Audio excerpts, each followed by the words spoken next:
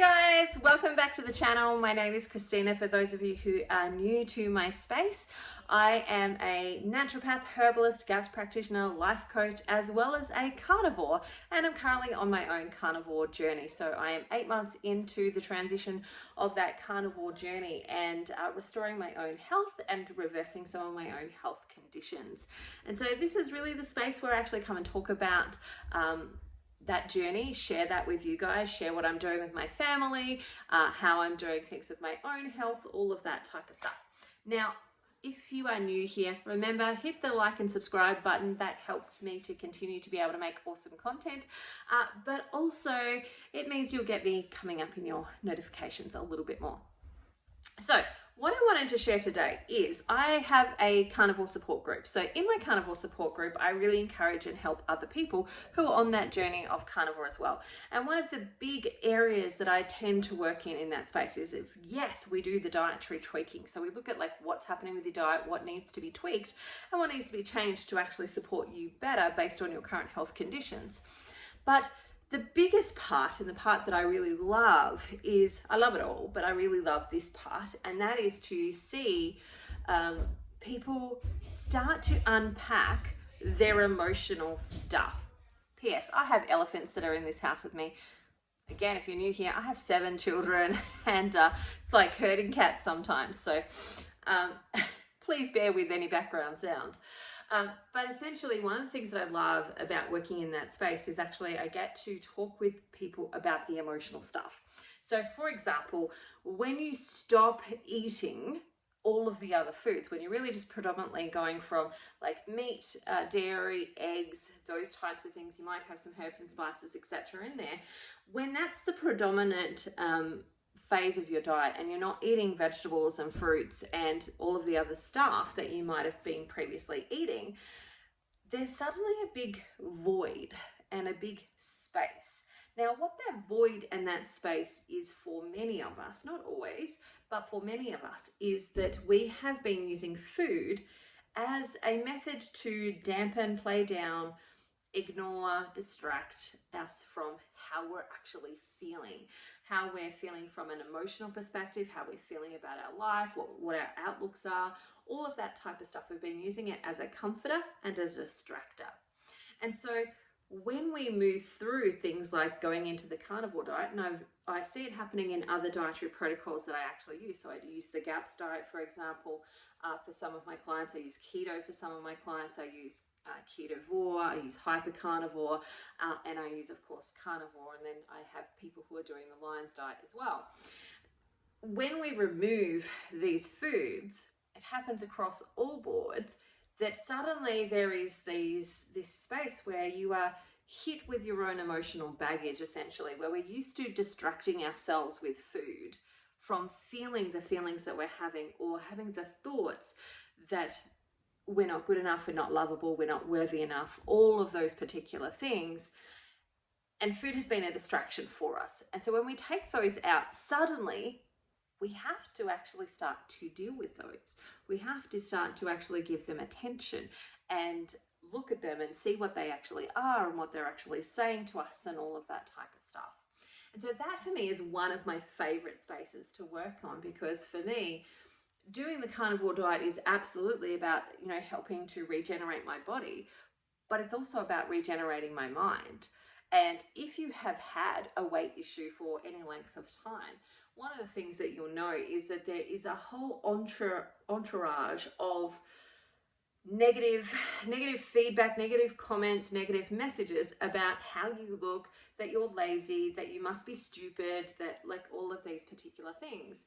And again, if you've been on a weight loss journey for a long time and you've been on diets, you've done as much as you possibly can, or you've tried all the things that somebody's recommended, the doctor's told you, etc., and none of it seems to be working, or it works for a period of time and then you gain it all back, it comes from that place of twofold. One, a lot of those diets are restricting you of nutrients. So they're restricting you of calories, because there's this falsehood belief that, calories in equals calories out, which completely ignores that we all have different rates of actually metabolism, and that rate can change based on your metabolic symptoms and issues, and improve those organ areas, you improve your metabolism, like things actually change. And so it ignores that. So there's this message that says, well, it's because you eat too much food and you're freaking lazy and you don't move. Like, you know, that's kind of the message that gets given. And then, you know, we subconsciously take that on, whether we receive it consciously and we go, yes, that's the truth about me, or whether we subconsciously just take on this messaging that when people see me, they think that I'm lazy, etc., etc., etc. So therefore I must be what I think. And so really for me, that's one aspect of what's actually happening when it comes to starting to make changes with these dietary protocols, that we're actually undernourishing ourselves and we have all this baggage that's taking place. And one of the reasons that I like the carnivore diet is that we're absolutely filling up those nutritional cups. Like, we're hitting all of the nutritional points, we're hitting and filling up those nutritional cups, and then we have the space, not from deprivation, to look at all of that mindset stuff that has been handed down to us through our life.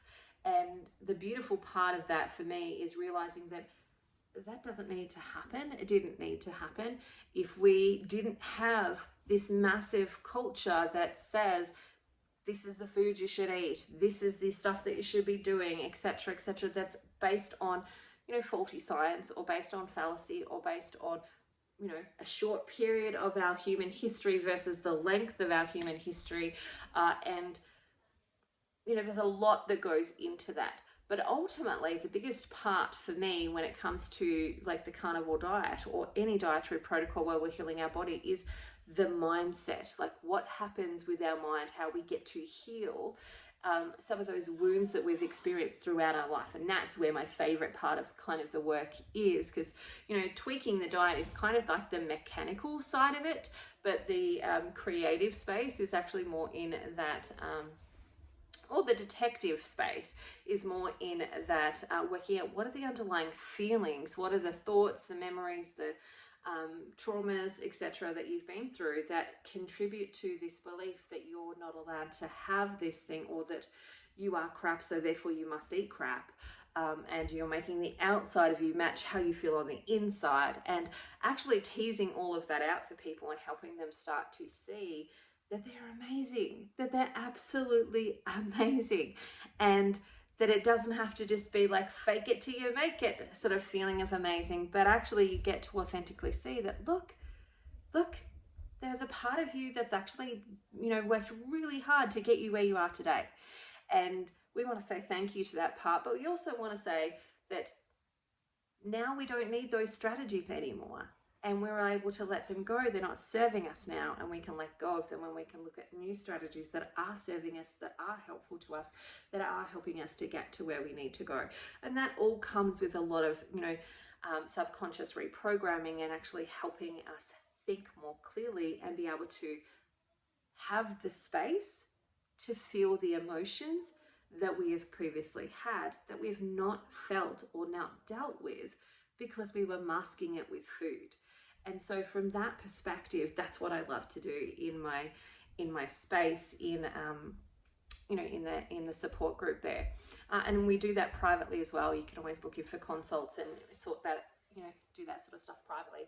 But this morning in the support group, something beautiful happened. One of them was sharing about how she remembered when her great-grandmother was like, or her grandmother, you know, when somebody was sick, they used to convalesce, where, you know, if you were sick and you had a cold, you would, you know, you'd stay in bed, or you'd, you know, rug up and you'd just rest and allow your body to heal, and we'd give you nutrient-dense food. So you'd get like broths and soups and those types of things that were like packed full of nutrients to rebuild your body from. And so you were given the rest and the building blocks to actually do that repair with.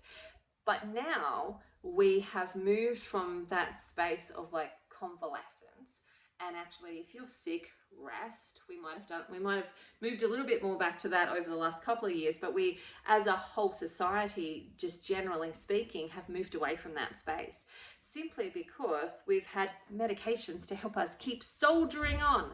I don't know if you ever saw that ad as a kid, which was like, you know, there's a song that goes with it that's like soldier on. Oh, it's right in the back of my brain there. I can't quite think of what it is, but you know, essentially, you know, there was a whole ad, there was a song, you take this medication when you've got a cold and it will help you soldier on, which meant that you just got back to work and got back to doing things instead of actually being able to properly rest. And so not only were you not getting necessarily the nutrient dense food, you were also not getting this, like you were also then putting in toxins that actually contributed to, you know, extra work that your body had to do in order to be able to get better, more healthy, all of that type of stuff. And so that was a beautiful conversation that took place, and I got to expand on that by talking about depression. And depression is one of those spaces, and energy depletion as well. So as a naturopath, I often get clients that will book in a consult and they're in their 40s and they're saying to me, I'm exhausted, Christina, I'm absolutely exhausted. I'm tired, I'm exhausted, I must just be getting old. And I'm like, no, sorry. That's not just old. That's something's going wrong with you in the sense that your body is trying to fix something. It's trying to repair something. And I always imagine, imagine cartoons in my head, because that's kind of how I think. I always imagine that your body's trying to communicate with you in some way. And so depression is one of those things that I think has been hyper-medicalized in our world. Now, that's not to say it doesn't exist. That's not to say that, we shouldn't get help for it or any of those types of things. But it is to actually come back to what is it? And is it normal? So for example, I have some beautiful friends who their daughter died. And so they went into a state of depression. And, you know, they were working with their doctor, and their doctor said at 12 months, if you're not over it, then, you know, you're clinically depressed and we're going to put you on antidepressants. I'm like, really? Like this daughter that they've had in their life for 40 odd years, she dies and they get a year to get over her death before they're clinically described as clinically depressed. Like, I don't know about you, but like my loved ones, I'm going to miss them. I'm going to have experiences of grief and sadness around that for probably more than a year. Now, there are some spaces where that is, you know, very deep and very hard, and we need support and we need catchment. But we also miss the convalescence. We also miss that space of what about us coming around those people and loving them and supporting them and allowing them opportunities to talk about the beautiful aspects of their daughter and what they miss and, you know, what they loved most, and actually delight in her as a person by being able to remember her, versus we have to pretend she didn't exist and you've got a year to get over it. And instead of just medicating them. Now, that doesn't mean that medication might not be part of the answer for them, but we miss that community aspect. And we also miss this space of, you know, depression is us feeling depressed, down. And energy's down, everything's down. Now, there's multiple reasons why that can happen. And generally speaking, I'm being very generalistic here, so don't listen to this and go, oh, I need to do what she's saying. Like, no, you need to actually consult with somebody and take that on a personalized basis versus the generalized basis in which I'm speaking about it. But sometimes when I see somebody who has depression, I ask them some questions and I go, the question is not why you're depressed. The question is, why are you not more depressed? Because that's a really challenging, serious situation that you've actually been through. But their community around them has said that they're not allowed to feel those feelings, that it's bad to be feeling those feelings, that, you know, to feel some trauma, to feel some depression after that is, you know, you just got to get on with it and you've got to soldier on. And we've just got to figure out how to help you soldier on and get on with it, versus allowing you that space to feel those feelings and actually start to unpack them, as well as looking at, is there some other places where you're depressed? Like, are you depressed by having nutritional depletion? Is nutritional depletion a part of the reason your body is taking you through depression right now? And actually asking those questions so that we can try and get to better quality answers, because medication is never just the answer. It may be a part of the solution for someone, but it's never the whole thing. It should always include these other things, like looking at your nutritional profile. Are you feeling depressed because your body is telling you to sit down and rest, and you're completely ignoring that because you've been told you have to soldier on and you have to get on with things and you have to keep moving, and that's the only way to move forward? And then no wonder you're putting food in your mouth because you're ignoring how you're feeling, because you have to soldier on and you have to keep going, and you're using food as a comfort and a distraction from how utterly gut-wrenchingly traumatic something in your life has actually been. And you're not receiving the comfort, love and support to actually feel those feelings and have somebody hold you through those feelings and go, babe, it's all right, I got you. Cry it out, do whatever you need to do, scream, yell, whatever, and allow it out of your body versus it continuously being there.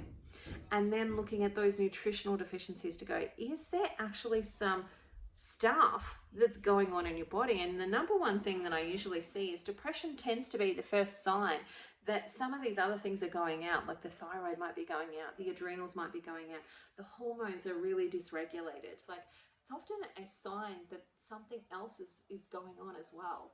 And when we get to look at it properly, for me, I think about it as the body going, I want you to sit down and be quiet right now. Right now, I'm trying to make sure that your heart's got enough. I'm making sure that your liver and your kidneys and your lungs are all functioning, that your brain's alive.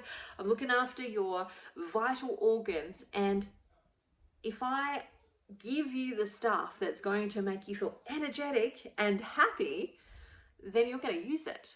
And if you use it, it's not going to be there for me to do the repair, to keep your heart pumping, to keep your kidneys functioning, to keep your thyroid doing what it needs to do, your adrenals, all of the stuff.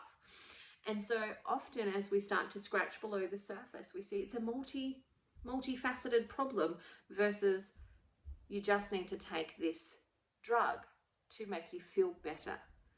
And when we do that, I feel like we really shortchange people when we go down that approach versus the approach of, okay, maybe the drug or the medication could be helpful.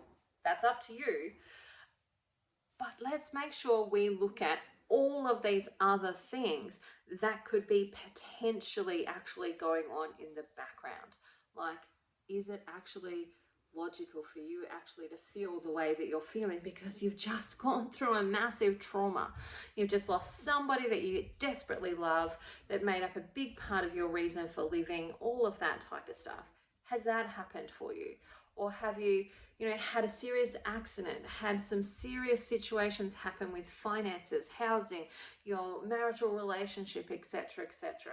Is there some actually serious, significant stuff that's happened that it's actually really logical to feel the way that you're feeling, but nobody's letting you feel that, and you're receiving this message that you have to get over it and you have to just soldier on, you have to keep pushing through, versus how can we help you explore this? And this is, again, part of the thing that I find that, I warn my clients when they start something like Carnivore that you're going to have a couple of weeks where you go, yay, I'm great at doing this. And then you might be going whew, down the gurgler in the sense of all of the emotions that you've been using food to hide from come up.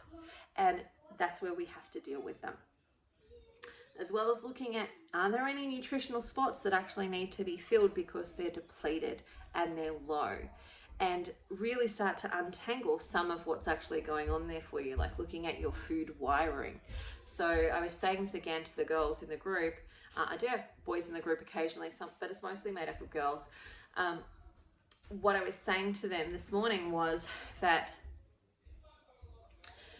intuitive eating is one of those kind of yay amazing things, but also you've got to get to a point before you can really do that. Now, kids can do that far more easily because they haven't actually strayed too far away from that yet. But adults have had decades of retraining their brain to look for the nutrients that they need in different ways.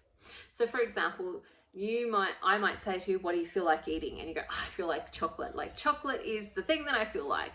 And my answer to you is chocolate is not the answer. Chocolate is not the actual thing that's going to fill up those nutritional depletions. You may be experiencing the craving for chocolate, but what that's really telling me is that you're lacking in things like magnesium and potentially some fat. And so your brain has learnt, when I need magnesium and I need fat, if I make her eat chocolate, I get some of that. You might not get all of it, but you get at least some of it. And so your body has connected, we're low on magnesium, we're low on fat, go eat chocolate. The same is with all sorts of different foods. Like, another one might be hot chips or even a packet of chips. And you go, oh, I'm really craving a packet of chips, or I'm really craving hot chips. Ultimately, what's actually happening is that you have taught that in order for your body to get some fat and some minerals, it comes in the form of chips, whether it be hot or cold chips. And if you're not in Australia, it might be crisps. I think you might call chips crisps. We have packets of chips here, or hot chips. And so you may be craving, or you may actually be needing more fat and some salt or some minerals for your adrenals. And unfortunately, you go eat the packet of chips, you're going to get some fat, and you're going to get some sodium, which will be one element of those trace minerals or minerals that you actually need. And so your brain gives you the thought, I need to have this thing because I'm lacking in ... Now, it's only after a year or two of actually replacing that food, hearing that, oh, I need chocolate, and going, okay, I need to look at things that are going to be rich in magnesium. So that's things like heart organ meat is really rich in it. Sardines is going to help you, absorb the magnesium, and it has some in it itself. And I need to make sure that I've got good amounts of fat. And so it's only after retraining your brain that's where you get those things from, that you can really start to lean into intuitive eating and actually lean into, now I can trust that my brain is providing me with the foods or the cravings for the foods that I actually need, because I've spent all this time training it back to its factory resets, versus the decades that I've been training it to try and get as much as it can out of these Frankenstein or, fake foods to get some of that with. And so all of that becomes part of the conversation when we're talking about making these changes from that perspective, whether it be carnivore or be something along those lines. That all comes into it in being able to make lasting change, being able to move past that self-sabotage that we all tend to do when we've got a mindset that says that we can't have it. We've set up our neurology that teaches us that, chocolate is the way to get magnesium. And we've learnt that feeling depressed and resting are bad things, versus could it actually be constructive for me to actually rest when I'm feeling this way? And could my body be utilizing this as a messaging tool to me as to what it actually needs? All of which is complex, and I absolutely understand the challenges that people face, which is why that's why people tend to work with someone like myself or somebody else in order to actually help them interpret, what is my body actually saying to me? And that might be where you go get bloods done. It might be where you look at some of your other signs, like your eyes, tongue and nails. You look at some of the other things that are going on for you, like your symptoms, etc., and have conversations where you can start to explore it, versus we have to shut it down. We don't get to talk about it, just take the drug. All right, that's it for me today. I've talked for long enough, so I will let you go. I hope you have the most amazing day ever. And remember, if you've liked this, leave me a comment below. Let me know so that I can continue to make this type of stuff. Like and subscribe, share with a friend, and I'll talk to you again next time. Bye for now. Have the most amazing day ever.